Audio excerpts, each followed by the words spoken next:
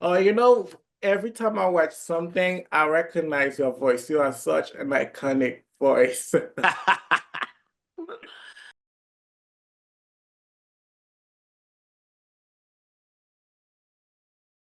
This house is dope. You're gonna have a whole parent meet and greet up there, and also gonna Ask him to marry me. They are gonna love you so much.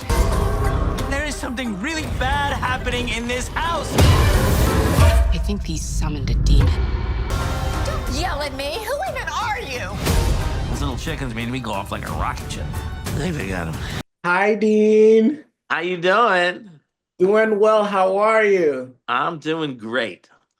Oh, every time I watch something, I recognize your voice. You are such an iconic voice.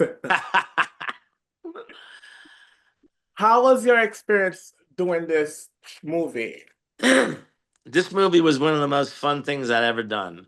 Um, First of all, we started with this great script, and then when I found out that, Brian Cox and Edie Falco and Lisa Kudrow was going to be in it, I was so excited. We had so much fun together.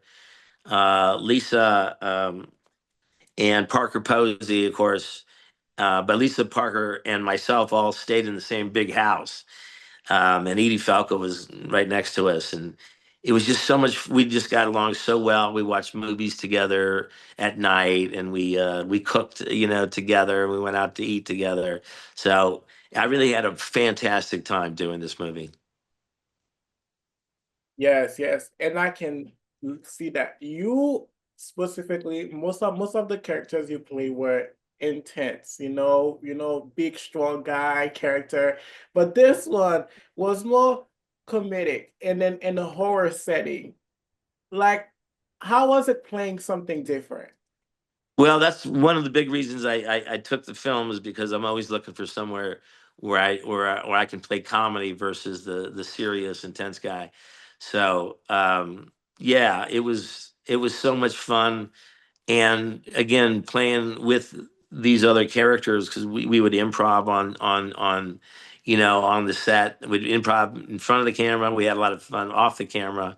So yeah, the comedy element of this is really the core of why I chose to do this film, and it was and I was really happy with who I got to work with and how it turned out. Uh, one of the funniest part, well, it wasn't funny, is when you grab the hammer and start smashing that dog. I don't want to spoil it. But how do you prepare for something like that when you read the script? You are I don't think you can't prepare for something like that. You just have to jump in and do it. If you think too much, it's not going to work. And I think Cliff, my character Cliff, was that kind of guy anyway. He loves his wife, and if he has to stick his finger up the ass of a dog, then that's what he's got to do. Um, it was funny because I don't know. We were a little. I was a little concerned that people were thinking I was being abusing an animal. Obviously, it was a fake. It was a fake thing I was hitting when I was hammering, hammering the dog. But yeah, it's not. That's something you just go. All right, let's go. Say action, and we hop in. Man, that was crazy. That was crazy. Cliff is also a funny guy, but he has this sweet moment where at the end he told his son, I love you. Oh, what was going through Cliff's mind? Do you think he thought he was gonna die in this house?